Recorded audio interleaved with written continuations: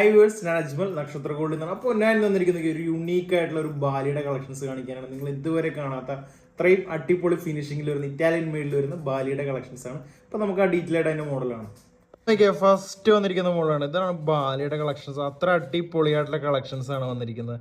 നമുക്കൊരു 2.5 ഗ്രാം ഇത് വെയിറ്റ് വരുന്നുള്ളൂ. മിറർ ഫിനിഷിംഗ് ആണ്. നമുക്ക് തിളങ്ങുന്നുണ്ടല്ലോ, മിറർ ഫിനിഷിങ്ങിൽ തന്നെ വന്നിരിക്കുന്ന മോഡൽസ് ആണ്. ഇറ്റാലിയൻ മെയ്ഡിൽ വന്നിരിക്കുന്ന ഒരു കളക്ഷനാണ്.